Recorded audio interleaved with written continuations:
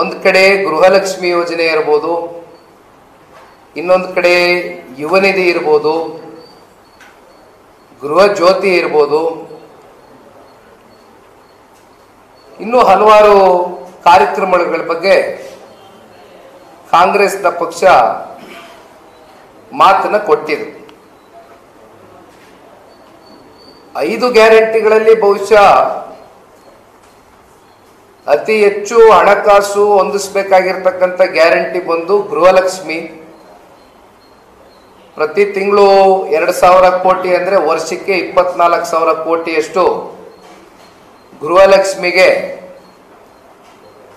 ನಾಡಿನ ರಾಜ್ಯದಲ್ಲಿ ಇರ್ತಕ್ಕಂಥ ಮಹಿಳೆಯರಿಗೆ ಒಂದು ಮಹಿಳೆಯರ ಸಬಲೀಕರಣ ಮಾಡ್ತೇವೆ ಅಂತಕ್ಕಂಥದ್ರ ಬಗ್ಗೆ ಒಂದು ದೊಡ್ಡ ಸಮಾವೇಶವನ್ನು ಆಯೋಜನೆ ಮಾಡಿದ್ರು ಪ್ರಾರಂಭಿಕ ಹಂತದಲ್ಲಿ. ಆ ಒಂದು ಸಮಾವೇಶದಲ್ಲಿ ಕಾಂಗ್ರೆಸ್ನ ಕೇಂದ್ರದ ನಾಯಕರುಗಳು ಬಂದಿದ್ದರು. ಬರೋಣ. ಅದರಲ್ಲಿ ಕಾಂಗ್ರೆಸ್ನ ಗಾಂಧಿ ಕುಟುಂಬದ ಕುಡಿಗಳು ರಾಹುಲ್ ಗಾಂಧಿ ಮತ್ತೆ ಪ್ರಿಯಾಂಕಾ ಗಾಂಧಿ ಅವರು ಕೂಡ ಬಹಳ ಸ್ಪಷ್ಟವಾದಂತ ಸಂದೇಶ ನಾಡಿನ ಹೆಣ್ಣು ಮಕ್ಕಳಿಗೆ ಸಾರಿದರು. ಬಹುಶಃ ಕಡತಗಳು ತೆಗೆದ್ರೆ ಈಗಲೂ ಕೂಡ ಮೀಡಿಯಾ ರೆಕಾರ್ಡಿಂಗ್ಸ್ ಅಲ್ಲಿ ಎಲ್ಲವೂ ಕೂಡ ಇರ್ತದೆ, ಯಾವುದು ತಿರ್ಸ್ಲಿಕ್ಕೆ ಆಗೋದಿಲ್ಲ, ಮರೆಮಾರಿಸ್ಲಿಕ್ಕೆ ಆಗೋದಿಲ್ಲ. ಪಾಪ ಕಾಂಗ್ರೆಸ್ನ ಕೇಂದ್ರದ ನಾಯಕರು ರಾಹುಲ್ ಗಾಂಧಿ ಅವರು ಕಟಾಕಟ್ ಪ್ರತಿ ತಿಂಗಳು ಹೆಣ್ಣು ಮಕ್ಕಳ ಖಾತೆಗಳಿಗೆ 2,000 ರೂಪಾಯಿ ಗೃಹಲಕ್ಷ್ಮಿ ಯೋಜನೆ ಜಮಾ ಮಾಡ್ತೀವಿ ಅಂತ ಹೇಳಿದ್ರು. ಬಹುಶಃ ಇವತ್ತು ಎಲ್ಲರಲ್ಲೂ ಪ್ರಶ್ನೆ ಉದ್ಭವ ಆಗಿರ್ತಕ್ಕಂಥದ್ದು, ಅದರಲ್ಲೂ ವಿಶೇಷವಾಗಿ ನಾಡಿನ ಹೆಣ್ಣು ಮಕ್ಕಳಲ್ಲಿ ಏನೋ ಕಟಾಕಟ್ ಅಂದ್ರಲ್ಲ, ಇಲ್ಲಿ ಎಲ್ಲ ಕಟ್ ಆಗ್ತಾ ಇದೆಯಲ್ಲ, ಕಟ್ ಮಾಡಿ ಕೊಡ್ತಾ ಇದಾರಲ್ಲ, ಇದು ಏನು ಅಂತ ಪಾಪ ಬಹಳ ಕನ್ಫ್ಯೂಷನ್ ಅಲ್ಲಿ ಇದ್ದಾರೆ ನಾಡಿನ ಹೆಣ್ಮಕ್ಳು. ಬಹುಶಃ ಈ ಗೃಹಲಕ್ಷ್ಮಿ ಯೋಜನೆ ಅಂತಕ್ಕಂಥದ್ದು ಬಹುಶಃ ಕಳೆದ ಉಪಚುನಾವಣೆಯಲ್ಲಿ, ಏಕೆಂದ್ರೆ ನಾನು ಕೂಡ 3 ಉಪಚುನಾವಣೆಗಳ ಪೈಕಿ ಒಬ್ಬ ಅಭ್ಯರ್ಥಿ ಆದಂಥವನು. ಇವೆಲ್ಲ ಅನಿರೀಕ್ಷಿತವಾದಂಥ ಕಾಲ್ಗಡದ ಬೆಳವಣಿಗೆಗಳು. ಚನ್ನಪಟ್ಟಣ, ಸಂಡೂರು, ಶಿಗ್ಗಾವಿ ಆ 3 ಉಪಚುನಾವಣೆಗಳಲ್ಲಿ within a span of 48 hours just before the voting day, 48 ಗಂಟೆಗಳ ಕಾಲದ ಮುಂಚೆ 3 ಉಪಚುನಾವಣೆಗಳು ನಡೆದಂತ 3 ಕ್ಷೇತ್ರಗಳಲ್ಲೂ ಕೂಡ ಗೃಹಲಕ್ಷ್ಮಿ ಯೋಜನೆ ಹಣ ಹೆಣ್ಣು ಮಕ್ಕಳ ಖಾತೆಗಳಿಗೆ ವೋಟರ್ಸ್ಗೆ ಜಮಾ ಆಯಿತು. ಕಳೆದ ಸಂಸತ್ ಚುನಾವಣೆ ತಗಳಿ, ಆ ಸಂಸತ್ ಚುನಾವಣೆ ಸಂದರ್ಭದಲ್ಲಿ ಬಹುಶಃ ನಮ್ಮೆಲ್ರಿಗೂ ಜ್ಞಾಪಕ ಇದೆ, ಬಹಳ ದಿನಗಳೇನು ಕಳೆದಿಲ್ಲ ಚುನಾವಣೆ ಆಗಿ. ನೇರವಾಗಿ ಬಹಳ ತರಾತುರಿಯಲ್ಲಿ ಇಡೀ ಜಿಲ್ಲೆಯಾದ್ಯಂತ ಫಲಾನುಭವಿಗಳ ಸಭೆ ಅಂತ ಕರೆದ್ರು ಜಸ್ಟ್ ಬಿಫೋರ್ ಎಲೆಕ್ಷನ್ಸ್. ಆ ಒಂದು ಸಭೆಯಲ್ಲಿ ನೇರವಾಗಿ ರಾಜ್ಯದ ಗೌರವಾನ್ವಿತ ನಮ್ಮ ಉಪಮುಖ್ಯಮಂತ್ರಿಗಳ ಸಹೋದರರು ಬೆಂಗಳೂರು ಗ್ರಾಮಾಂತರದಿಂದ ಏನು ಸ್ಪರ್ಧೆ ಮಾಡಿದರು, ನಮ್ಮ ರಾಮನಗರ ಜಿಲ್ಲೆನಲ್ಲಿ ನಡೆದಂಥ ಸಭೆಯಲ್ಲಿ ನೇರವಾಗಿ ನಾಡಿನ ಹೆಣ್ಣು ಮಕ್ಕಳಿಗೆ ನೀವು ಕಾಂಗ್ರೆಸ್ಗೆ ಮತ ಹಾಕಲಿಲ್ಲ ಅಂದ್ರೆ ಸಂಪೂರ್ಣವಾಗಿ ಇವೆಲ್ಲವನ್ನ ರದ್ದು ಮಾಡ್ತೇವೆ ಈ ಕಾರ್ಯಕ್ರಮಗಳನ್ನ ಅಂತಕ್ಕಂಥದ್ದನ್ನ ಬೆದರಿಕೆಯನ್ನು ಒಡ್ಡಿದ್ರು. ಕೊನೆಗೆ MP ಚುನಾವಣೆಯಲ್ಲಿ 4 ತಿಂಗಳು 5 ತಿಂಗಳು ಹಣ ಇಟ್ಕೊಂಡು ಕೊಟ್ಟರು. ಬಟ್ ಅಂತಿಮವಾಗಿ 7.5 ಕೋಟಿ ಕನ್ನಡಿಗರು ಇವತ್ತು 19 ಜನ ಸಂಸದರನ್ನ ND ಅಭ್ಯರ್ಥಿನ ಗೆಲ್ಲಿಸ್ಕೊಟ್ಟು ಇವತ್ತು ಶ್ರೀ ನರೇಂದ್ರ ಮೋದಿಜಿಯವ್ರಿಗೆ ಶಕ್ತಿ ತುಂಬಿಸಿದ್ದಾರೆ. ಇವತ್ತು ನಾವೆಲ್ಲ ನೆನೆಸ್ಕೊಳ್ಬೇಕಾಗ್ತದೆ, ನರೇಂದ್ರ ಮೋದಿಜಿಯವರು ಕಿಸಾನ್ ಸನ್ಮಾನ್ ಯೋಜನೆ ಕಾರ್ಯಕ್ರಮದ ಅಡಿ 2019ನೇ ಇಸ್ವಿನಲ್ಲಿ ಪ್ರಾರಂಭ ಮಾಡಿದ್ರು. 19 ಕೋಟಿ ಇಡೀ ದೇಶದಲ್ಲಿ ಇರ್ತಕ್ಕಂಥ ರೈತಾಪಿ ವರ್ಗಕ್ಕೆ ಪ್ರತಿ ವರ್ಷ 6,000 ರೂಪಾಯಿ ಗೌರವಧನ ಕೊಡಬೇಕು ಅಂತಕ್ಕಂಥ ನಿರ್ಧಾರ ಏನು ಮಾಡಿದ್ರು. ಅದರಲ್ಲಿ ಎಕ್ಸಾಕ್ಟ್ಲಿ ಅವ್ರು ಕೊಟ್ಟಂತ ಮಾತು 4 ತಿಂಗಳಿಗೆ ಒಮ್ಮೆ 2,000 ರೂಪಾಯಿ ಚಾರ್ಜು ತಪ್ಪದಿರ ರೈತರ ಖಾತೆಗಳಿಗೆ 2,000 ರೂಪಾಯಿ ಡೆಪಾಸಿಟ್ ಆಗ್ತಾ ಇದೆ. ಇವತ್ತು ಡೈರೆಕ್ಟ್ ಬ್ಯಾಂಕ್ ಟ್ರಾನ್ಸ್ಫರ್ ಅಂತಕ್ಕಂಥದ್ದನ್ನ ಶ್ರೀ ನರೇಂದ್ರ ಮೋದಿಜಿಯವರು ತಗೊಂಡು ಬರದೇ ಹೋಗಿದ್ರೆ ಬಹುಶಃ ನನಗೊಂದು ಅನುಮಾನ ಇಲ್ಲ, ಏನಂದ್ರೆ ಎಲ್ಲಿ ಈ 52,000 ಕೋಟಿ ನೇರವಾಗಿ DBT ಟ್ರಾನ್ಸ್ಫರ್ ಅಂತ ನಾವೇನು ಕರಿತೀವಿ, ನರೇಂದ್ರ ಮೋದಿಜಿ ಅವರೇನು ಇಂಪ್ಲಿಮೆಂಟ್ ಮಾಡಿದ್ರು, ಅದರಿಂದ ಬಹುಶಃ ಪಾಪ ಕಾಂಗ್ರೆಸ್ನ ನಾಯಕರುಗಳಿಗೆ ಇಲ್ಲಿ ಯಾವುದು ಕಮಿಷನ್ ಕಟ್ಟಾಗೋಗಿರಬೇಕು. ನೇರವಾಗಿ ಇವತ್ತು ಅವರವ್ರ ಖಾತೆಗಳಿಗೆ ಬ್ಯಾಂಕ್ಗಳಿಗೆ ದುಡ್ಡು ಜಮಾ ಆಗ್ತಾ ಇರ್ತಕ್ಕಂಥ ಹಿನ್ನೆಲೆ ಇಲ್ಲಿ ಕಾಂಗ್ರೆಸ್ನವ್ರಿಗೆ ಕಮಿಷನ್ ಕಟ್ಟಾಗೋಗಿದೆ ಬಿಕಾಸ್ ಆಫ್ DBT ಟ್ರಾನ್ಸ್ಫರ್. ಇದನ್ನ ಇಂಪ್ಲಿಮೆಂಟ್ ತಗೊಂಡು ಬಂದು ಎಕ್ಸಿಕ್ಯೂಟ್ ಮಾಡಿದಂಥವ್ರು ಶ್ರೀ ನರೇಂದ್ರ ಮೋದಿಜಿ ಅವರು. ಕಿಸಾನ್ ಸನ್ಮಾನ್ ಯೋಜನೆ ಅಡಿ ರೈತರಿಗೆ 4 ತಿಂಗಳಿಗೆ ಒಂದ್ಸಲಿ ಕಳೆದ 6 ವರ್ಷದಿಂದ ನಿರಂತರವಾಗಿ ಒಂದು ದಿನ ಅವರು ಕೊಟ್ಟಂತ ಮಾತನ್ನ ತಪ್ಪಿಸ್ತೀರಾ? ನರೇಂದ್ರ ಮೋದಿಜಿ ಅವರು ಕೊಟ್ಟಂತ ಮಾತನ್ನ ಉಳಿಸ್ಕೊತಾ ಇರಬೇಕಾದ್ರೆ ಇವತ್ತು ನೀವೇನು 52,000 ಕೋಟಿ ಇವೆಲ್ಲ 5 ಗ್ಯಾರಂಟಿಗಳ ಸ್ಕೀಮ್ಸ್ಗೆ ನೀವು ಹೊಂದಿಸಬೇಕಾಗಿತ್ತು ಪ್ರತಿ ವರ್ಷ. ಯಾಕೆ ನಿಮಗೆ ಪ್ರಣಾಳಿಕೆ ಬಿಡುಗಡೆ ಮಾಡಲಿಕ್ಕಿಂತ ಮುಂಚಿತವಾಗಿ ಇದರ ಅರಿವಿರಲಿಲ್ವಾ? ರಾಜ್ಯದ ಗೌರವಾನ್ವಿತ ಮುಖ್ಯಮಂತ್ರಿಗಳು ಆರ್ಥಿಕ ಸಚಿವರಾಗಿ ಕೆಲಸ ಮಾಡಿರ್ತಕ್ಕಂಥದ್ದು, ಈಗಲೂ ಕೂಡ ಆರ್ಥಿಕ ಸಚಿವರಾಗಿ ಕೆಲಸ ಮಾಡ್ತಾ ಇರ್ತಕ್ಕಂಥ ಅನುಭವ ಇಲ್ವೇ?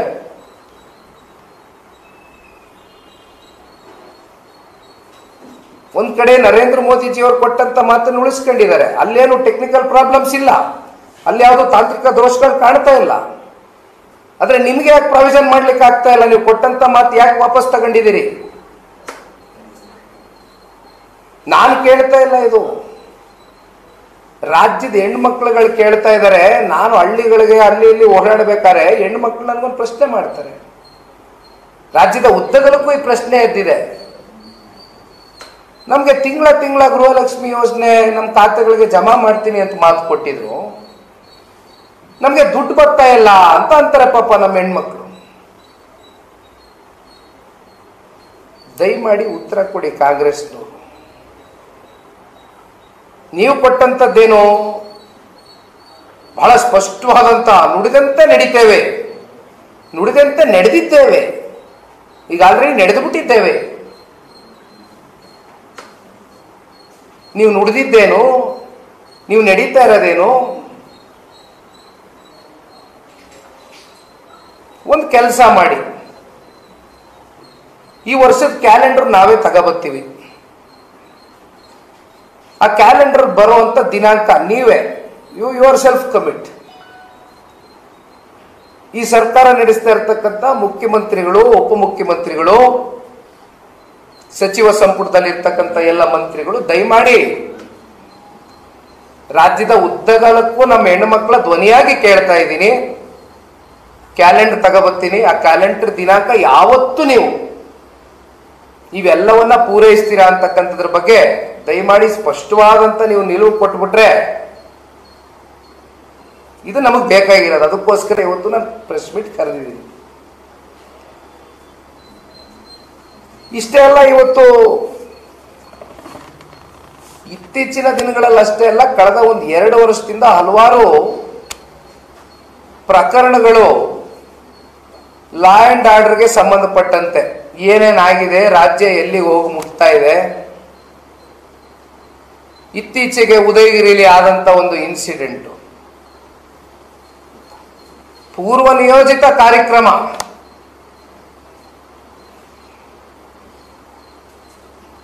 ಎಲ್ಲ ಸಮುದಾಯಗಳಿಗೂ ಇವತ್ತು ನೀವು ಸಾಮಾಜಿಕವಾಗಿ, ಆರ್ಥಿಕವಾಗಿ, ಶೈಕ್ಷಣಿಕವಾಗಿ ಶಕ್ತಿ ತುಂಬಿಸ್ಬೇಕು. ಆದರೆ ಯಾವುದೇ ಸಮಾಜ, ಯಾವುದೇ ಸಮುದಾಯ ತಪ್ಪು ಮಾಡಿದಂಥ ಸಂದರ್ಭದಲ್ಲಿ ಪಾರದರ್ಶಕವಾದಂಥ ಆಡಳಿತವನ್ನು ಕೊಡ್ತಕ್ಕಂಥದ್ದು ಇವತ್ತು ಸರ್ಕಾರದ ಹೊಣೆಗಾರಿಕೆ. ಆದರೆ ನೀವೇನು ಮಾಡ್ತಿದ್ದೀರಿ? ನಿಮಗೆ ಬೇಕಾದಂಥ ರಾಜಕೀಯವಾಗಿ ಉಪಯೋಗಕ್ಕೆ ಬರ್ತಕ್ಕಂಥ ಆಲೋಚನೆಗಳು, ಪೊಲೀಸರಿಗೆ ಇವತ್ತು ಕಾನೂನನ್ನ ಕಾಪಾಡ್ತಕ್ಕಂಥ ಪೊಲೀಸರಿಗೆ ಇವತ್ತು ರಕ್ಷಣೆ ಇಲ್ಲ ಈ ಸರ್ಕಾರದಲ್ಲಿ. ಉದಯಗಿರಿಲಿ ಆದಂಥ ಇನ್ಸಿಡೆಂಟ್ ಪೂರ್ವ ನಿಯೋಜಿತ. ಅಷ್ಟು ಕಲ್ಲುಗಳನ್ನ ತಗೊಂಡು ಬಂದು ಒಂದೇ ಸರಿ ಒಬ್ಬ ಪೊಲೀಸ್ ಅಧಿಕಾರಿ ವಾಹನದ ಮೇಲೆ ಆ ಕಲ್ಲುಗಳನ್ನ ಎಸಿತಾರೆ ಅಂತಕ್ಕಂಥದ್ದಾದ್ರೆ, what action has the government taken about this?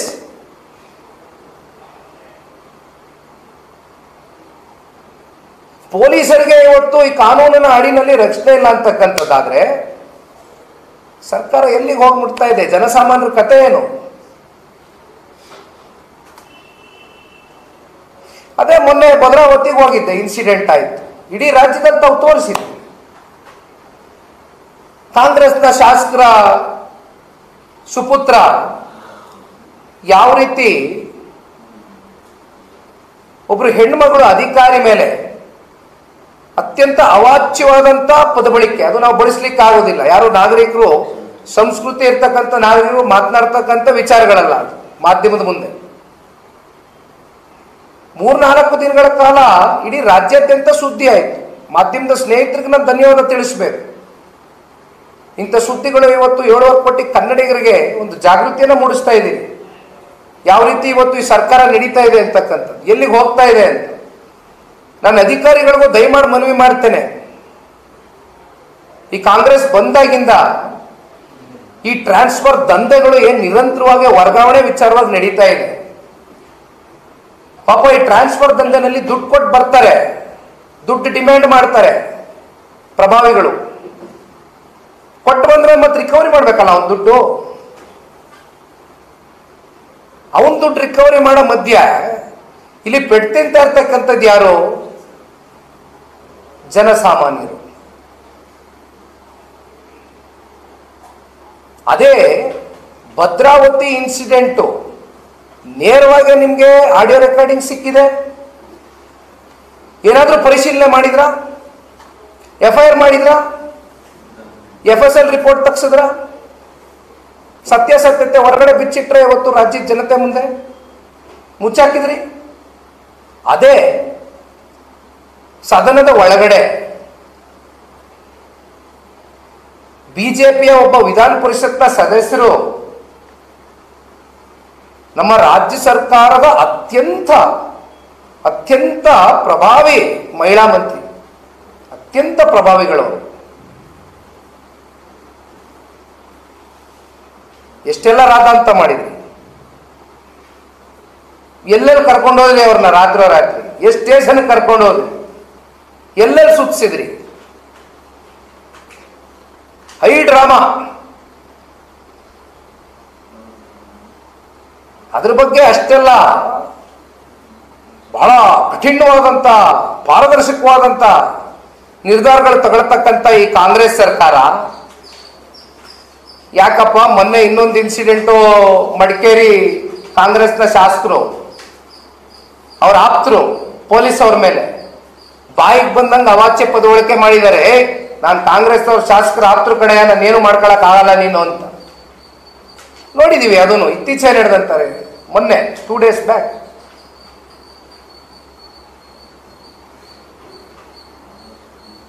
ಗೃಹ ಸಚಿವರು ಪಾಪ ನನಗೆ ಒಂದೊಂದ್ಸಲಿ ಅವ್ರು ನೋಡಿದ್ರೆ ಅಯ್ಯೋ ಪಾಪ ಅನಿಸ್ತದೆ. ಅವರ ಅಸಹಾಯಕತೆ, ನಾನು ಈ ಸ್ಥಾನದಿಂದಲೇ ರಾಜೀನಾಮೆ ಕೊಟ್ಬಿಡ್ತೀನಿ ಅಂತಾರೆ ಅಂದ್ರೆ ನಿಜಕ್ಕೂ ಪಾಪ ಬಹಳ ಅಸಹಾಯಕತೆ, ಬಹಳ ಅಸಹಾಯಕರಾಗಿದೆ.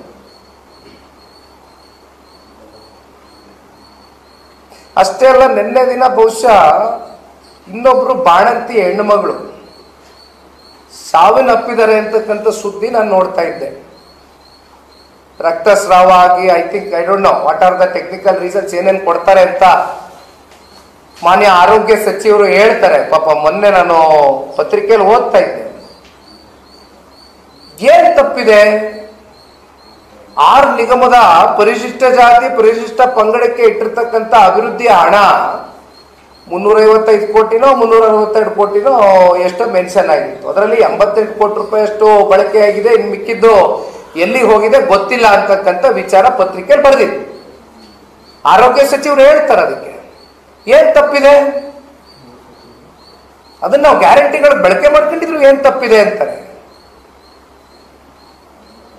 ಮಾತೆತ್ತಿದ್ರೆ ಸಾಂವಿಧಾನಿಕ ಮೌಲ್ಯಗಳನ್ನ ಎತ್ತಿಡಿತೀವಿ, ನಾವು ಸಂವಿಧಾನವನ್ನ ಎತ್ತಿಡಿತೀವಿ ಅಂತ ಮಾತೆತ್ತಿದ್ರೆ ಕೇಂದ್ರದ ಪಾರ್ಲಿಮೆಂಟ್ ನಲ್ಲಿ ನಿಂತು ನಿಮ್ಮ ಕೇಂದ್ರದ ನಾಯಕರು ಅಂಬೇಡ್ಕರ್ ಅವರು ಬರೆದಿರ್ತಕ್ಕಂಥ ಪುಸ್ತಕವನ್ನ ಕೈಯಲ್ಲಿ ಹಿಡಿದು ನೀವು ಮಾತನಾಡ್ತೀರಾ ಅಂತಕ್ಕಂಥದ್ದಾದ್ರೆ, ಈ ಪರಿಶಿಷ್ಟ ಜಾತಿ ಪರಿಶಿಷ್ಟ ಪಂಗಡದ ಮೇಲೆ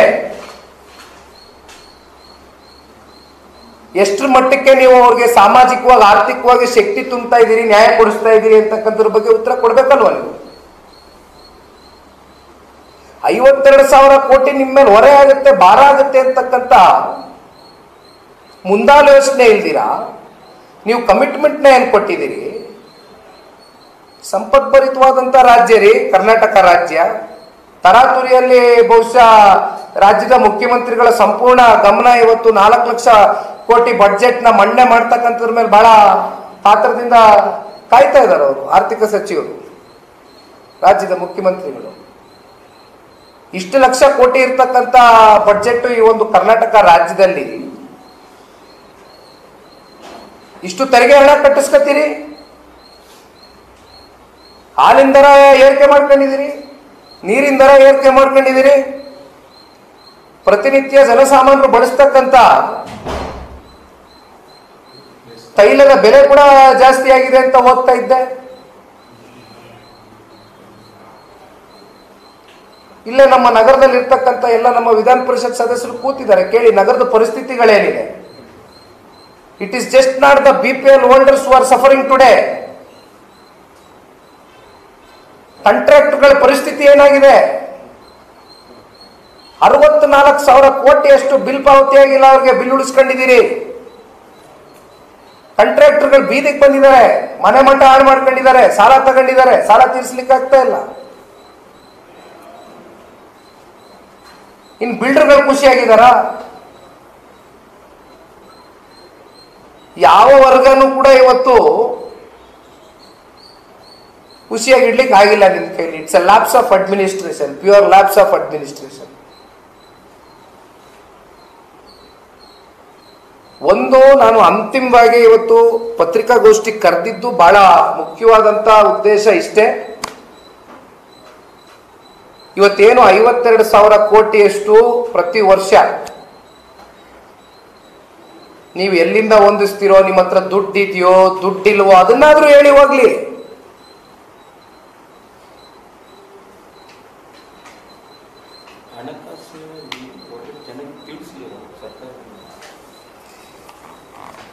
ಇದೇ ಸನ್ಮಾನ್ಯ ಕುಮಾರಣ್ಣ ಅವರು 14 ತಿಂಗಳು ಮುಖ್ಯಮಂತ್ರಿಗಳಾಗಿದ್ರು, ನಿಮ್ ಜೊತೆನೆ ಸರ್ಕಾರ ರಚನೆ ಮಾಡಿದ್ರು. 26,000 ಕೋಟಿ ರೈತರ ಸಾಲ ಮನ್ನಾ ಮಾಡ್ತೇನೆ ಅಂತ ಮಾತು ಕೊಟ್ರು. 26,000 ಕೋಟಿ ರೈತರ ಸಾಲ ಮನ್ನಾ ಮಾಡಿ ತೋರಿಸಿದ್ರು, ಹೊಂದಿಸಿದ್ರು ದುಡ್ಡನ್ನ. ಸಂಪದ್ಭರಿತವಾದಂತ ರಾಜ್ಯ, ಇಷ್ಟು ತೆರಿಗೆ ಮೂಲಕದಲ್ಲಿ ಇಷ್ಟೆಲ್ಲ ಕಟ್ಟಿಸ್ಕತ್ತೀರಿ. ಬೆಂಗಳೂರು ನಗರದ ಪರಿಸ್ಥಿತಿ ಏನಾಗಿದೆ?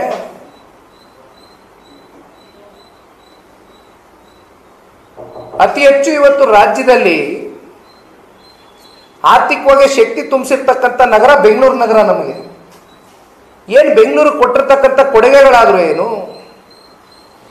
ಯಾವ್ದಾದ್ರು ರಸ್ತೆ ಹಾಕ್ಸಿದೀರಾ? ಕೊನೆ ಪಕ್ಷ ಸರವಣ ಅವ್ರು ಹೇಳಿದಂಗೆ ಒಂದು ಗುಂಡಿ ಮುಚ್ಚಿದೀರಾ?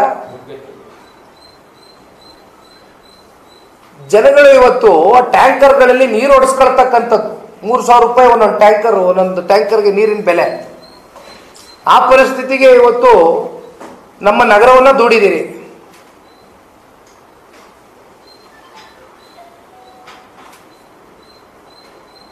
ಇವತ್ತು ಎಲ್ಲಿಗೆ ಹೋಗಿದೆ ನಮ್ಮ ನಗರ? ಸನ್ಮಾನ್ಯ ದೇವೇಗೌಡರು ಸಾಹೇಬರು ITBT ಇಂಡಸ್ಟ್ರೀಸ್ಗೆ ರಿಬೇಟ್ ಕೊಟ್ಟಂಥದ್ದು ಸನ್ಮಾನ್ಯ ದೇವೇಗೌಡರು ಸಾಹೇಬರು ಪ್ರೋತ್ಸಾಹ ಕೊಟ್ಟಿದ್ರು. ಬೆಂಗಳೂರು ನಗರವನ್ನ ಸಿಂಗಾಪುರ ಮಾಡ್ತೀವಿ ಅಂತ ಹೇಳಿದ್ರಿ ಕಾಂಗ್ರೆಸ್ ಅವರು. ಅದು ಪಾರ್ಟ್ 1, ಇದು ಪಾರ್ಟ್ 2. ಬ್ರ್ಯಾಂಡ್ ಬೆಂಗಳೂರು ಪಾರ್ಟ್ 2, ಅದು ಪಾರ್ಟ್ 1. ಅದು ನಾವ್ಯಾಕ್ರಿ ಬೆಂಗಳೂರಿನ ಸಿಂಗಾಪುರ ಮಾಡಬೇಕು? ನಾಡಪ್ರಭು ಕೆಂಪೇಗೌಡರು ಒಂದು ದೂರದೃಷ್ಟಿ ಇಟ್ಕೊಂಡು ಈ ನಗರವನ್ನ ಕಟ್ಟಬೆಳೆಸಿದ್ದು. ಬೆಂಗಳೂರು ಇಡೀ ವಿಶ್ವದಲ್ಲೇ ನಾವು ಬೆಂಗಳೂರು ತರ ಆಗಬೇಕು ಅಂತ ವಿಶ್ವ ಚರ್ಚೆ ಮಾಡ್ಬೇಕನ್ರಿ. ನಾವ್ಯಾಕೆ ಸಿಂಗಾಪುರ ಕಂಪೇರ್ ಮಾಡ್ಕೋಬೇಕು? ಯಾವ ಸಿಂಗಾಪುರ ಮಾಡಿದ್ರಿ ನೀವು?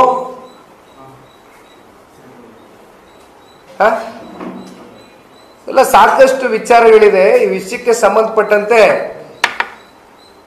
ಸೋಮವಾರದಿಂದ ಈಗಾಗಲೇ ಬಡ್ಜೆಟ್ನ ಸೆಷನ್ನ ಕರೆದಿದ್ದಾರೆ. ಬಡ್ಜೆಟ್ನ ಮಂಡನೆ ಮಾಡ್ತಕ್ಕಂಥದಕ್ಕೆ ರಾಜ್ಯದ ಮುಖ್ಯಮಂತ್ರಿಗಳು ಕೂಡ ಮುಂದಾಗಿದ್ದಾರೆ.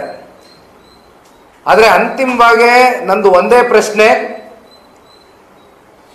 ಈ 5 ಗ್ಯಾರಂಟಿಗಳು ವಿರೋಧ ಪಕ್ಷದವ್ರು ಹೇಳ್ತಾ ಇರ್ತಕ್ಕಂಥದ್ದಲ್ಲ, ಜನಸಾಮಾನ್ಯರು ಕೇಳ್ತಾ ಇದ್ದಾರೆ. ಅದಕ್ಕೆ ಕಾರಣ ನೀವು ಕೊಟ್ಟಂತ ಕಮಿಟ್ಮೆಂಟು. ಈ 5 ಗ್ಯಾರಂಟಿಗಳು ಯಾವಾಗ 30 ದಿನವೋ, ಈ ಫೆಬ್ರವರಿ ತಿಂಗಳು 28 ದಿನವೋ 31 ದಿನವೋ ಕ್ಯಾಲೆಂಡರ್ ತೆಗೆದು ದಯಮಾಡಿ ಆ ಕ್ಯಾಲೆಂಡರ್ನಲ್ಲಿ ಒಂದು ಡೇಟ್ನ ನೀವೇ ನಿಗದಿ ಮಾಡಿ. ನಾವ್ಯಾರು ಕೇಳಲಿಕ್ಕಿಲ್ಲ. ಯಾವ ಡೇಟ್ಗೆ ಆಗ್ತೀರಾ ಅಂತ ನಮಗೆ ಗೊತ್ತಿಲ್ಲ, ಅದು ನಿಮಗೆ ಗೊತ್ತಿರ್ಬೇಕು. ಸರ್ಕಾರ ನಡೆಸ್ತಾ ಇರೋರು ನಿಮ್ಗೆ ಯಾವ ರೀತಿ ದುಡ್ಡು ಹೊಂದಿಸ್ತೀರಿ, ಯಾವಾಗ ದುಡ್ಡು ಹೊಂದಿಸ್ಲಿಕ್ಕೆ ಆಗ್ತದೆ ಅಂತಕ್ಕಂಥ ಪರಿಜ್ಞಾನ ನಿಮ್ಗಿರ್ಬೇಕು, ನಮಗಿಲ್ಲ, ನಮಗೆ ಗೊತ್ತಿಲ್ಲ. ಇದು ಏನಾಗ್ಬಿಟ್ಟಿದೆ, ಚುನಾವಣೆ ಬಹುಶಃ ಗೊತ್ತಿಲ್ಲ. ಈ ZPTP ಚುನಾವಣೆ ಯಾವಾಗ ಕರೀತಾರ ಗೊತ್ತಿಲ್ವಲ್ಲಣ್ಣ ಅಂತ ನಾವು ಅಂದ್ಕೊಂಡಿದೀವಿ. ಆಶಾದಾಯಕವಾಗಿ ನಾವು ಮೇ ಜೂನ್ಗಾದ್ರೂ ನಡೀಲಿ ಅಂತಕ್ಕಂಥದ್ದು ನಾವು ಭಾವಿಸಿದ್ದೀವಿ. ಆದ್ರೆ ಪರಿಸ್ಥಿತಿಗಳು ಹಂಗಿದ್ದಂಗೆ ಇಲ್ಲ. ನೋಡಿದ್ರೆ ಕಾಂಗ್ರೆಸ್ನಲ್ಲಿ ಪಾಪ ಏನಾಗಿದೆ, ಒಬ್ರಿಗೊಬ್ರು ಬಹಳ ಆತ್ಮೀಯತೆ ಜಾಸ್ತಿ ಇದೆಯಲ್ಲ.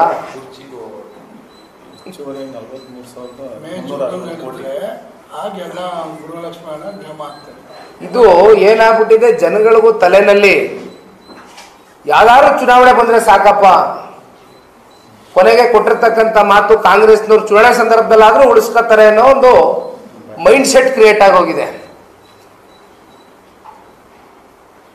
ಮಹಿಳೆಯರ ಸಬಲೀಕರಣ ಮಾಡ್ತೀನಿ ಅಂತ ಬಂದು ಬಹಳ ದೊಡ್ಡ ಘಂಟಾಘೋಷವಾಗಿ ಹೇಳಿಕೆಯನ್ನ ಕೊಟ್ಟಂತ ಕೇಂದ್ರದ ಕಾಂಗ್ರೆಸ್ನ ನಾಯಕಿ ಪ್ರಿಯಾಂಕಾ ಗಾಂಧೀಜಿಯವರು, ರಾಹುಲ್ ಗಾಂಧಿ ಅವರು ಟಕಾಟಕ್ ಟಕಾಟಕ್ ಕಟಾಕಟ್ ಕಟಾಕಟ್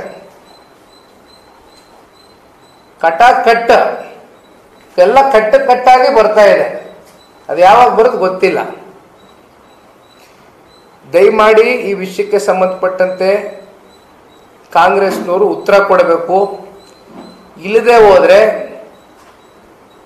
ಜನರ ಪರವಾಗಿ, ನಾಡಿನ 7.5 ಕೋಟಿ ಕನ್ನಡಿಗರ ಪರವಾಗಿ ಅನಿವಾರ್ಯವಾಗಿ ನಾವು ಬೀದಿಗಿಳಿತಕ್ಕಂಥ ಒಂದು ಪರಿಸ್ಥಿತಿಯನ್ನ, ವಾತಾವರಣವನ್ನ ನೀವೇ ನಮ್ಮನ್ನ ದೂಡ್ತೀರಾ ಅಂತಕ್ಕಂಥದ್ದು ನಾನು ಬಹಳ ಸ್ಪಷ್ಟವಾಗಿ ಹೇಳ್ತೀನಿ. Thank you. ಕಾಂಗ್ರೆಸ್ನವ್ರು ಹೇಳ್ತಾರೆ ಅಂದ್ರೆ ಈ ಗ್ಯಾರಂಟಿನ ಕೊಡ್ತಾ ಇರೋದು ಬಡವರಿಗೆ, ಇದು ಬಿಜೆಪಿ JDS ಸಹಿಸ್ಕೊಳ್ಳಕ್ ಆಗ್ತಾ ಇಲ್ಲ. ಹಣವನ್ನ ಕೊಡ್ತೀವಿ ನಾವು, ಸ್ವಲ್ಪ ತಡವಾಗ್ಬೋದು ಒಂದು. ಇನ್ನೊಂದೇನಂತಂದ್ರೆ ಈ ಹಣದ ವಿಚಾರಕ್ಕೆ ಸಂಬಂಧಪಟ್ಟಂತೆ ಅವ್ರ ಬಡವರಿಗಿಂತ ಯೋಜನೆ ಮಾಡಿದಾಗ ಹೊರೆ ಆಗೇ ಆಗುತ್ತೆ, ನಾವು ಕೊಡ್ತೀವಿ, ಇದನ್ನ ಸಹಿಸ್ಕೊಳ್ಳಕ್ ಆಗ್ತಾ ಇಲ್ಲ ಬಿಜೆಪಿ JDS ಅಂತ ಹೇಳ್ತಾ ಇದ್ದಾರೆ. ಪರಮೇಶ್ವರ್ ಹೇಳಿದ್ದಾರೆ. ಸನ್ಮಾನ್ಯ ಗೃಹ ಸಚಿವರು ಪರಿಷ್ಕರಣೆ ಮಾಡಬೇಕು ಅಂತ ಹೇಳಿದ್ದಾರೆ, ಪತ್ರಿಕೆಯಲ್ಲಿ ನೋಡಿದೆ. ಆದರೆ ನುಡಿದಂತೆ ನಡೆಯುವ ನಮ್ಮ ರಾಜ್ಯದ ಮುಖ್ಯಮಂತ್ರಿಗಳು ಬಹುಶಃ ರೆಕಾರ್ಡ್ ತೆಗೆದು ನೋಡಿದ್ರೆ, ಕಾಕಾ ಪಾಟೀಲ್ ನಿನಗೂ ಫ್ರೀ, ನನಗೂ ಫ್ರೀ, ಮಾದೇವಪ್ಪ ನಿನಗೂ ಫ್ರೀ, ಎಲ್ರಿಗೂ ಫ್ರೀ ಅಂತ ಹೇಳಿದ್ರು. ಆದರೆ ಈಗ ಯೂಟರ್ನ್ ಹೊಡಿತಾ ಇದ್ದಾರೆ. ಅವರಲ್ಲಿ ಸ್ಪಷ್ಟತೆ ಇಲ್ಲ. ನಮ್ಗೆ ಯಾಕೆ ಸಹಿಸ್ಕೊಳಕ್ಕಾಗ್ತಾ ಇಲ್ಲ? ನಾನು ಬಂದಿರೋದೇ ಇವತ್ತು ರಾಜ್ಯದ ಜನತೆ ಪರವಾಗಿ ಅವ್ರು ಕೊಟ್ಟಂತ ಕಮಿಟ್ಮೆಂಟ್ನವ್ರು ಕೊಡ್ಸಕ್ಕೆ ನಾನು ಇವತ್ತು ಪ್ರೆಸ್ ಮೀಟ್ ಕರೆದಿರೋದು. ಅಟ್ಲೀಸ್ಟ್ ಅವ್ರು ಕೊಟ್ಟಂತ ಮಾತು ಫುಲ್ಫಿಲ್ಮೆಂಟ್ ಆಗಲಿ ಅನ್ನೋದು ನನ್ನ ಬಯಕೆ. ನೇರವಾಗಿ ಇವಾಗ ಏನಾಗಿದೆ, ಈ ಟೆಂಡರ್ಗಳು ಮತ್ತೊಂದು ಇನ್ನೊಂದು ಫ್ಲೋಟ್ ಮಾಡಿದಾಗ ಕಮಿಷನ್ ಬರುತ್ತೆ. ಆದರೆ ಈಗ ನಾನು ಪ್ರಾರಂಭಿಕವಾಗಿ ಹೇಳಿದ್ನಲ್ಲ, ಡೈರೆಕ್ಟ್ ಬ್ಯಾಂಕ್ ಟ್ರಾನ್ಸ್ಫರ್ DBT ಅಂತಕ್ಕಂಥ ಇಂಪ್ಲಿಮೆಂಟೇಷನ್ ಏನಾಗಿದೆ, ನೇರವಾಗಿ 2,000 ರೂಪಾಯಿ ನಮ್ಮ ಹೆಣ್ಮಕ್ಳಿಗೆ ಅವ್ರ ಖಾತೆಗಳಿಗೆ ಜಮಾ ಆಯಿತು ಅಂದರೆ ನಾನಂತೂ ಭಾಳ ತೃಪ್ತಿ ಪಟ್ಕೊಳ್ತೀನಪ್ಪ. ಆ ಸಂಖ್ಯೆನಲ್ಲಿ ನಾನಿದ್ದೀನಿ, ತೃಪ್ತಿ ಪಟ್ಕೊಳ್ತಕ್ಕಂಥ ಸಂಖ್ಯೆನಲ್ಲಿ. ದಯಮಾಡಿ ಈ ನಾಡಿನ ಹೆಣ್ಮಕ್ಳು ಮೋಸ ಮಾಡೋದು ಬೇಡ. BJP JDS ಜೊತೆಲಿದ್ದೀವಿ. ನಿಮ್ಮ ಕಮಿಟ್ಮೆಂಟ್ ಏನಿದೆ, ಕಮಿಟ್ಮೆಂಟ್ ಫುಲ್ಫಿಲ್ಮೆಂಟ್ ಮಾಡಿ. ಸರ್, ಈಗ ಇದು ಅಂದ್ರೆ ನೀವು ಹೇಳ್ತಾರು ಸರಿಯಾಗಿ ಬರ್ತಾ ಇಲ್ಲ ಒಂದು ದರ್ಶನಕ್ಕೆ ಮತ್ತೆ ಇದೇ ರೀತಿ ಮುಂದುವರೆದ್ರೆ ಏನಾದ್ರು ಬೀದಿಗೆ ಹೋರಾಟ ಮಾಡುವಂತ ಪ್ಲಾನ್ ಅಂತ ಅನಿವಾರ್ಯ ಪರಿಸ್ಥಿತಿಗೆ ಸೃಷ್ಟಿ ಆಯಿತು ಅನ್ನೋದೇ ಆದರೆ, ಅಂತ ಅನಿವಾರ್ಯತೆ ಬಂದು ನಮ್ಮ ಎದುರು ನಿಲ್ತೆ ಅನ್ನೋದಾದರೆ ನಾವು ಬೀದಿಗೆ ಇಳಿಲೇಬೇಕಾಗ್ತದೆ ಅಲ್ಟಿಮೇಟ್ಲಿ. ರಾಜ್ಯ ಸರ್ಕಾರದ ಬಳಿ ಹಣ ಇಲ್ಲ, ಹೊಲಿಸಕ್ಕಾಗ್ತಾ ಇಲ್ವಾ ಅಂತ ನಿಮ್ಮನೆ ಅದವರು ಉತ್ತರ ಕೊಡಬೇಕು. ಹಣ ಇದೆಯಾ ಅಥವಾ ಹಣ ಇಲ್ವಾ ಅನ್ನೋದು ಸರ್ಕಾರ ನಡೆಸ್ತಾ ಇರ್ತಕ್ಕಂಥ. ಯಾಕೆಂದ್ರೆ ಆ ಖಜಾನೆ ಸಂಪೂರ್ಣ ಅಧಿಕಾರ ಇರ್ತಕ್ಕಂಥದ್ದು ಇವತ್ತು ಈ ಪ್ರಜಾಪ್ರಭುತ್ವದ ವ್ಯವಸ್ಥೆಯಲ್ಲಿ 135 ಜನ, ಇದು ಎಷ್ಟಪ್ಪ ಇದ್ದಾರೆ? 136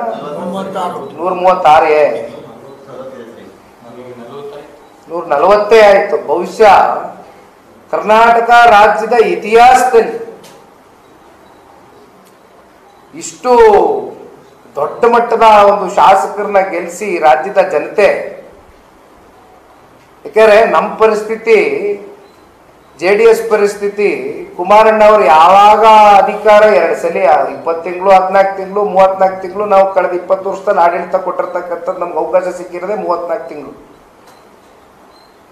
ನಮ್ಗೆ ಯಾವಾಗಲೂ ಸಮ್ಮಿಶ್ರ ಸರ್ಕಾರವೇ, ನಾವು ಯಾವಾಗಲೂ ಇನ್ನೊಬ್ರು ಹಂಗಲ್ಲೇ ಸರ್ಕಾರ ಮಾಡಿದ್ದೀವಿ. ನಾವು ಏನೇ ತೀರ್ಮಾನಗಳು ತಗೊಳ್ಬೇಕಾದ್ರೂ ಮತ್ತೊಬ್ಬರನ್ನ ವಿಶ್ವಾಸಕ್ಕೆ ತಗೊಂಡು ತೀರ್ಮಾನ ತಗೊಳ್ತಕ್ಕಂಥದ್ದು ಮಾಡಿದ್ದೀವಿ. ಆದರೆ ಇವ್ರಿಗೆ 135, 136, 140 ಎಷ್ಟೋ ಕೊಟ್ಟಿದಾರಲ್ಲ ಜನ ಇವತ್ತು ನಂಬರ್ಸ್.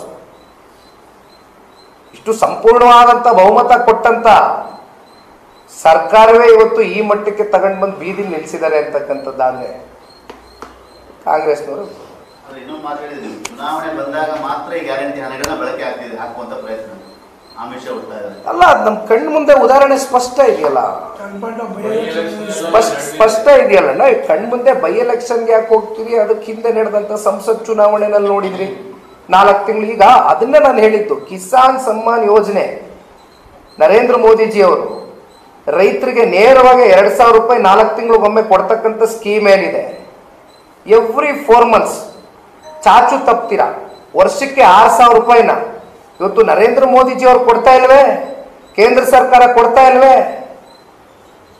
ಅನ್ನಭಾಗ್ಯ ಕಥೆ ಏನಾಗಿದೆ? 4 ತಿಂಗಳಿಂದ ಹೋಗಿಲ್ಲ. ಕೇಂದ್ರ ಸರ್ಕಾರದ 5 ಕೆಜಿ ಬರಲಿಲ್ಲ ಅಕ್ಕಿ ಅಂದ್ರೆ ನಾಡಿನ ಪರಿಸ್ಥಿತಿ ಏನು? ಅದಕ್ಕೂ ಇವ್ರದೇ ಫೋಟೋ ಹಾಕಿ ಸ್ಟ್ಯಾಂಪ್ ಹಾಕಿ ಎಂಬೋಸ್ ಮಾಡಿ ಕೊಡ್ತಾರೆ.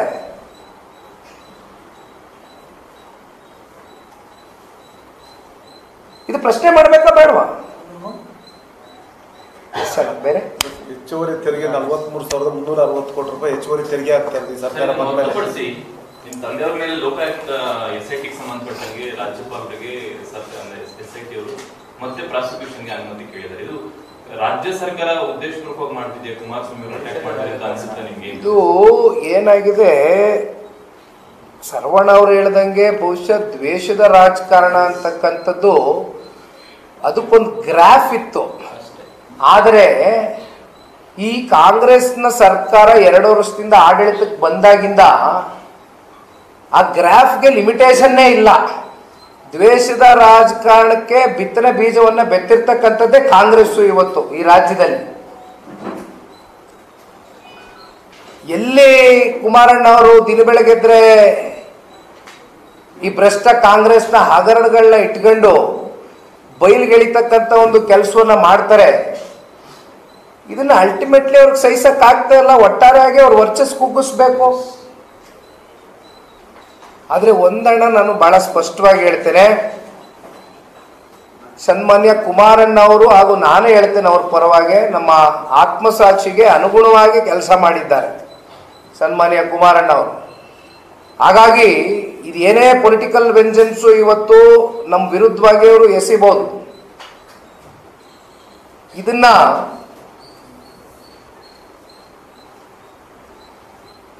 ನಾವು ಎದುರಿಸ್ತಕ್ಕಂಥ ಒಂದು ಸಾಮರ್ಥ್ಯ ಇಟ್ಕೊಂಡಿದೀವಿ. ಅದಕ್ಕೆ ಸನ್ಮಾನ್ಯ ಕುಮಾರಣ್ಣ ಅವರ ನೈತಿಕವಾದಂಥ ರಾಜಕಾರಣ, ಇಲ್ಲಿವರೆಗೂ ರಾಜಕಾರಣದ ಬದುಕಲ್ಲಿ ಆ ನೈತಿಕತೆ ಅಂತಕ್ಕಂಥ ಪದಕ್ಕೆ ಒಂದು ವ್ಯಾಲ್ಯೂ ಕೊಟ್ಟು ಬದುಕಿದೀವಿ ನಾವು. ಹಾಗಾಗಿ ಇದನ್ನ ಕಾನೂನಾತ್ಮಕವಾಗಿ ಯಾವ ರೀತಿ ನಾವು ಎದುರಿಸಬೇಕು ಎದುರಿಸ್ತೇವೆ. ಮತ್ತೆ ನಿಮ್ದು ಕೇತಗಾನಹಳ್ಳಿ ಜಮೀನು ಕೂಡ ಸರ್ವೆ ಕಾರ್ಯ ಆಗ್ತಿದೆ. ಇದು ಏನು ಹೊಸದಲ್ಲಣ್ಣ. ಹಲವಾರು ಸರ್ಕಾರಗಳು ಬಂದಾಗಲೂ ಕೂಡ ಅಗೇನ್ ಕುಮಾರಣ್ಣನ ಕಟ್ಟಾಕ್ತಕ್ಕಂಥದ್ದಕ್ಕೆ ನಾನು ಹಲವಾರು ಬಾರಿ ಹೇಳಿದ್ದೀನಿ. ಮೊನ್ನೆ 2-3 ಜಿಲ್ಲೆಗಳು ಪ್ರವಾಸ ಮಾಡಿದಾಗಲೂ ಹೇಳಿದ್ದೀನಿ, ಮತ್ತೆ ಹೇಳ್ತೇನೆ. ಏನು 1985ರಲ್ಲಿ ಜಮೀನು ಖರೀದಿ ಆಯಿತು. ಆ ಜಮೀನನ್ನ ಕೊಟ್ಟಂತ ಜಮೀನಿನ ಮಾಲೀಕರು ಇಲ್ಲಿವರೆಗೂ ಬಂದು 40 ವರ್ಷ ಕಳೀತಾ ಬಂದಿದೆ. ಯಾರು ಕೂಡ ಬಂದು ನಮಗೆ ಅನ್ಯಾಯ ಆಗಿದೆ, ನಮ್ಗೆ ಅನ್ಯಾಯ ಮಾಡಿ ನೀವು ಆ ಜಮೀನನ್ನು ತಗೊಂಡಿದ್ದೀರಾ ಅಂತಕ್ಕಂಥ ಆರೋಪ ಇಲ್ಲಿವರೆಗೂ ಯಾರು ಬಂದು ಬೀದಿಗಿಳಿದು ಮಾಡಿಲ್ಲ. ಆದ್ರೆ ಮೊನ್ನೆ ಈ ಹೊಸದಾಗಿ ಮತ್ತೆ ಪಾಪ ಏನು ಪ್ರಾರಂಭ ಮಾಡಿದ್ದಾರೆ ಕಾಂಗ್ರೆಸ್ನವರು ಕೇತಗಾನಹಳ್ಳಿ ಜಮೀನು ವಿಚಾರವಾಗಿ, ಅವರೇ ಕೆಲವೊಂದಷ್ಟು ಜನನ ಕಳಿಸಿ 40 ವರ್ಷದಿಂದ ಇಲ್ಲದೆ ಇದ್ದಂತ ಇಶ್ಯೂ ಈಗ ಎಲ್ಲಿಲ್ದಾರ ಇಶ್ಯೂ ಉದ್ಭವ ಆಗ್ಬಿಡ್ತದ. ಯಾರೋ 4-5 ಜನ ನಿಲ್ಲಿಸಿ ಮೀಡಿಯಾ ಮುಂದೆ ಪಾಪ ಮಾತಾಡ್ತಾ ಇದ್ರು. ಯಾರೋ ಇಲ್ಲಿ ಮಾತಾಡ್ಲಿ, ಎಲ್ಲದಕ್ಕೂ ಕಾಲ ಉತ್ತರ ಕೊಡ್ತದೆ. ಕಾನೂನಾತ್ಮಕ ನಮ್ಮ ಹೋರಾಟ ಮುಂದುವರಿಸ್ತದೆ. ಮೂಡ ವಿಚಾರದಲ್ಲಿ ಬಿಜೆಪಿ ಜೆಡಿಎಸ್ ವಿರುದ್ಧ ಪಾದಯಾತ್ರೆ ಮಾಡ್ತು, ರಾಜ್ಯಪಾಲರು ಪ್ರಾಸಿಕ್ಯೂಷನ್ ಕೊಟ್ಟರು. ಇವತ್ತು ಕುಮಾರಸ್ವಾಮಿ ಅವರ ವಿಚಾರ ಯಾಕೆ ಮೀನಾಮೇಷ ಎಣಿಸ್ತಾ ಇದೆ? ರಾಜ್ಯಪಾಲರು ಕಡೆ ಬಿಜೆಪಿ ಜೆಡಿಎಸ್ ಏಜೆಂಟ್ ಆಗಿ ವರ್ತನೆ ಮಾಡ್ತಾರೆ ಅಂತ ಸಚಿವ ಗುಂಡೂರಾವ್ ಈ ಪ್ರಶ್ನೆ ಮಾಡಿದ್ದಾರೆ. ನೋಡಿ, ರಾಜ್ಯಪಾಲರಿಗೆ ಅವರದಾದಂಥ ಒಂದು ಘನತೆ ಇದೆ. ನಾವು ಯಾವಾಗಲೂ ರಾಜ್ಯಪಾಲರನ್ನ ಉದ್ದೇಶಿಸಿ ಮಾತನಾಡಬೇಕಾದ್ರೆ ಘನತೆ ಹೊತ್ತ ರಾಜ್ಯಪಾಲರು ಅಂತ ಮನಸಾರೆ ಹೇಳ್ತೇವೆ. ರಾಜ್ಯಪಾಲರಿಗೆ ಈ ರೀತಿ ಈ ವಿಚಾರದಲ್ಲಿ ಹೇಳಿರ್ತಕ್ಕಂಥದ್ದು ಸರಿಯಲ್ಲ. ರಾಜ್ಯಪಾಲರು ಸ್ವತಂತ್ರರಿದ್ದಾರೆ. ಅವರು ಯಾವ ರೀತಿ ಬೇಕಾದರೂ ತೀರ್ಮಾನ ಮಾಡ್ತಕ್ಕಂಥ ಸ್ವತಂತ್ರ ರಾಜ್ಯಪಾಲರಿಗಿದೆ. ಹಾಗಾಗಿ ಅಗೇನ್ ಅವರನ್ನು ಕೂಡ ರಾಜಕೀಯವಾಗಿ ಬಳಸ್ಕೊಳ್ತಕ್ಕಂಥದ್ದು ಅಥವಾ ರಾಜಕೀಯವಾಗಿ ಅವರ ಹೆಸರನ್ನ ಪ್ರಸ್ತಾವನೆ ಮಾಡ್ತಕ್ಕಂಥದ್ದು ಶೋಭೆ ತರ್ತಕ್ಕಂಥದ್ದಲ್ಲ. ಈಗ ರಾಜ್ಯಪಾಲರು ಎನಿ ಟೈಮ್ ಇದು ಪ್ರಾಸಿಕ್ಯೂಷನ್ ಕೊಡಬಹುದು ಅನ್ನೋ ಲೆಕ್ಕಾಚಾರದಲ್ಲಿ ಇರುವುದು ಏನಾದರೂ ಆತಂಕ ಏನಾದ್ರು ಇದೆಯಾ? ರಾಜಕೀಯ ಸಂಕಷ್ಟ ಒಂದು ವೇಳೆ ಪ್ರಾಸಿಕ್ಯೂಷನ್ ಕೊಟ್ಟರೆ ಮತ್ತೊಂದು ಕಡೆ ಈಗ ಆತಂಕ ಯಾರಿಗಿರಬೇಕು? ನಾವು ತಪ್ಪು ಮಾಡಿದ್ದೀವಿ ಅಂತಕ್ಕಂಥದ್ದು ಆದಾಗ ಸಹಜವಾಗಿ ಆತಂಕ ಇರಬೇಕು. ಆದರೆ ಕುಮಾರಣ್ಣ ಅವರು ಇಲ್ಲಿವರೆಗೂ ತಗೊಂಡಿರ್ತಕ್ಕಂಥ ನಿರ್ಣಯಗಳು, ತೀರ್ಮಾನಗಳು ಯಾವ ಎಕ್ಸ್ಚೆಕ್ಕರ್ಗೂ ಕೂಡ 1 ರೂಪಾಯಿ ಸರ್ಕಾರದ ಖಜಾನೆಯ ದುಡ್ಡು ಯಾರಿಗೂ ಕೂಡ ಮೋಸ ಆಗಿಲ್ಲ. ಕನ್ನಡಿಗರ ದುಡ್ಡು ನಮ್ಮಲ್ಲಿ ಸ್ಪಷ್ಟತೆ ಇದೆ. ಹಾಗಾಗಿ ಇಲ್ಲಿ ಆತಂಕ ಪಡ್ತಕ್ಕಂಥ ಪ್ರಶ್ನೆ ಇದೆ.